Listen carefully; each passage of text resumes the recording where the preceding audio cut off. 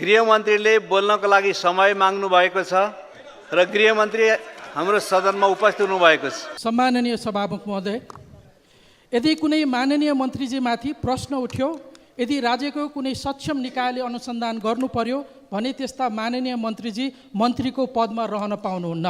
त्यसकारण उहाँले राजीनामा गर्नुपर्छ। यी शब्दहरू मेरा होइनन् सभामुख महोदय, यो त यही सम्मानित सदनमा 2080 चैत 3 गते मङ्गलबारका दिन प्रतिपक्षी दलको नेताको हैसियतले वर्तमान गृहमन्त्रीज्यूले व्यक्त गर्नुभएको नैतिकताको मापदण्ड हो। सभामुख महोदय, आज यहाँ उहाँले कोरेको त्यही लक्ष्मण रेखा, उहाँले स्थापित गरेको त्यही नैतिक धरातलमाथि गम्भीर प्रश्न खडा भएको छ। आज प्रश्न स्वयं गृहमन्त्रीज्यूमाथि उठेको छ कि उहाँले त्यति बेला प्रतिपादन गर्नुभएको सिद्धान्त आज उहाँलाई लागू हुन्छ कि हुँदैन, किनकि उहाँको गृह प्रशासनको नागमुनि त्रिभुवन अन्तर्राष्ट्रिय विमानस्थलमा भिजिट भिजाको नाममा निर्दोष नेपाली युवाहरूलाई लुटेर करोडौँको अवैध असुलीको र्याकेट चलिरहेको छ। अझै डरलाग्दो कुरा त के छ भने विभिन्न सञ्चार माध्यमहरूले गृहमन्त्रीज्यूकै सचिवालयको प्रत्यक्ष संलग्नता रहेको समाचार लगातार प्रकाशित गरिरहेका छन्। समाचारमा आएको तथ्याङ्क मान्ने हो भने पछिल्लो 8 महिनामा मात्रै धन्दै 4 अरबभन्दा बढीको लुट भएको छ। यत्रो ठुलो खेल कुनै राजनीतिक संरक्षण बिना सम्भव छ कि छैन? गृहमन्त्रीजीले पठाउनु भएको सहसचिव विवादित पृष्ठभूमिको हुनुहुँदो रहेछ, तर किन उहाँलाई अध्यागमनमा पठाइयो?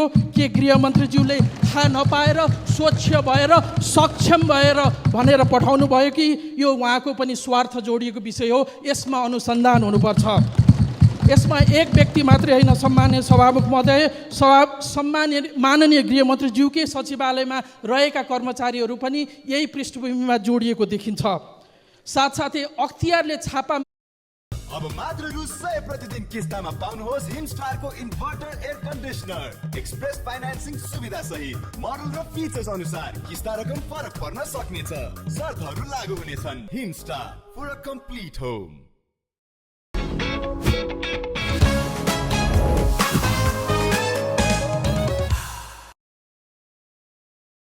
साथसाथै अख्तियारले छापा मार्न एक दिन अगाडि विवादित सहसचिवलाई सरुवा गरेको देखिन्छ। कानुनका पृष्ठभूमि भएका मन्त्रीज्यूलाई थाहा छ यदि कुनै निकायले प्रमाण जुटाउँदैछ भने प्रमाण जुटाउन दिने कि प्रमाण नष्ट गर्नको लागि उसलाई सरुवा गरिदिने। अब अनुसन्धान कर्मचारी माथि मात्रै होइन, गृहमन्त्रीमाथि पनि हुनुहुन्छ। यसमा प्राविधिक अनुसन्धान हुनुपर्छ, मोबाइलहरूमा र ल्यापटपहरूको परीक्षण हुनुपर्छ, तर त्यो परीक्षण गर्ने निकाय प्रहरीका मार्फतको विधि विज्ञान प्रयोगशाला हो। तर अहिलेको परिवेशमा के स्वच्छ अनुसन्धान होला, रोज स्वच्छ रिपोर्ट आउला त? हामीलाई प्रशस्त आशंकाहरू छन्। माननीय गृहमन्त्रीजीको नेतृत्वमा यसभन्दा अगाडिका सरकारले अनुसन्धान गरी उच्च राजनैतिक तहको संलग्नता रहेको भनेको भुटानी शरणार्थीको काण्ड दबाइएको छ। सहकारीको मुद्दामा रवि लामिछानेलाई 3-3 महिना हिरासतमा राखेर अनुसन्धान गर्यो, तर सत्ता पक्षका सांसदलाई प्रहरीको कार्यकक्षमा बोलाइ चिया खुवाएर पठाइएको छ। सम्माननीय सभामुख महोदय, अब हामी कसरी विश्वस्त हुने गृहमन्त्रीले निष्पक्ष छानबिन गर्नुहुन्छ भनेर? यो कुनै एक कर्मचारीले नागरिकता बनाउन गएको बेला नागरिकसँग घुस मागेको विषय होइन। यो त म्यान पावरदेखि एयरलाइनसम्म, कर्मचारीदेखि मन्त्रीज्यूसम्मको सचिवालय जोडिएको छ। प्रश्न मन्त्रीज्यूमाथि उठेको छ, अनुसन्धान हुनुपर्छ, राजीनामा आउनुपर्छ। तर हामी राजीनामा मात्रै माग्दै छैनौँ, सङ्गठित ढङ्गले गरिएको यो भ्रष्टाचारको निष्पक्ष अनुसन्धान हुनुपर्छ। सङ्गठित अपराध र सम्पत्ति शुद्धिकरणसँग जोडिएर हेर्ने गरी छानबिन गर्न एक उच्च स्तरीय छानबिन आयोग नबनेसम्म संसद चल्न सक्दैन। निर्दोष नेपालीहरूमाथिको अत्याचार हामी ठुलो हेरेर बस्न सक्दैनौँ। सम्मान्य सभामुख महोदय, हामी संसदलाई अगाडि बढाउन सक्दैनौँ। धन्यवाद। मान्य सदस्यहरू, सबैले बोलौँ,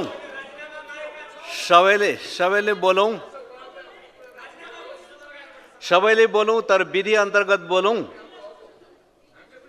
विधि भनेको मान्य सदस्यहरूले आसन ग्रहण गरेपछि यहाँबाट सञ्चालन गर्ने विधि नै हो, हाम्रो नियमावली व्यवस्था गरेको विधि। त्यसले गर्दाखेरि सबै मान्यजीहरू आसन ग्रहण गरेर आलो पालो समय लिएर बोलौँ र अगाडि बढौँ।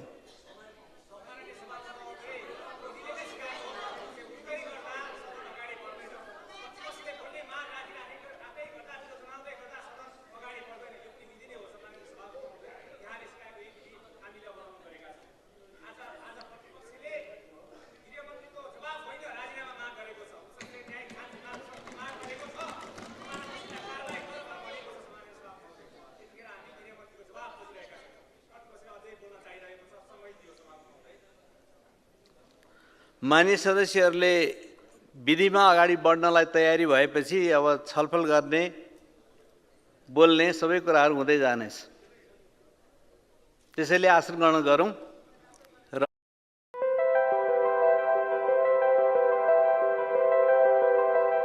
As a child of immigrants, you have to grow up quickly and you have to take advantage of the opportunities that you have. I started working full-time when I was in high school. It was to help my family financially. र मैले समय दिन्छु, त्यसको आधारमा मान्य सदस्यहरूले आफ्नो कुराहरू राख्नुहुनेछ।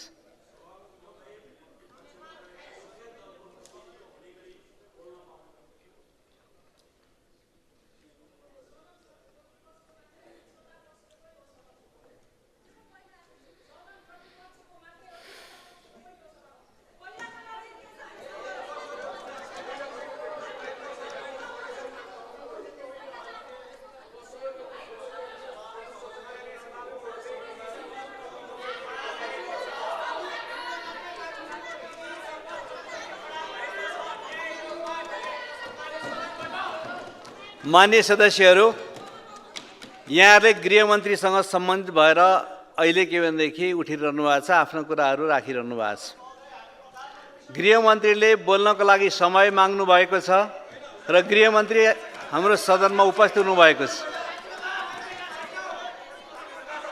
अब मान्य सदस्यहरू आसन ग्रहण गरेर सभा सञ्चालनको लागि वातावरण बनाउनुहोस्। त्यस पछाडि तपाईँहरूले उठाउनुभएका कुरा लगायतमाथि छलफल गराउने कामहरू हुन्छ।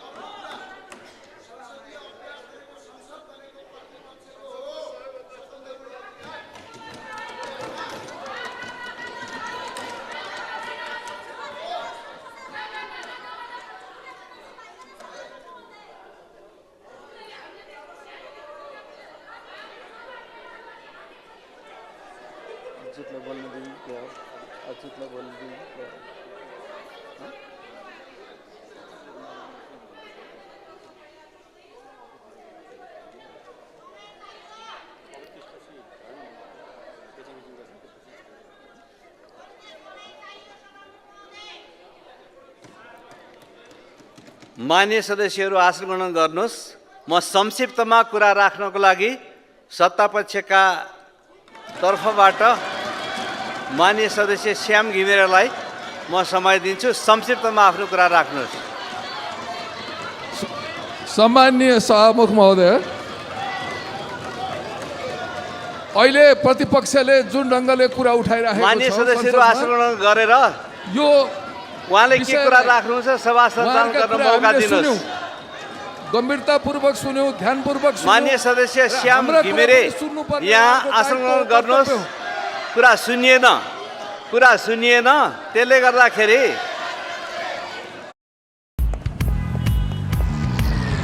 One, two, boom.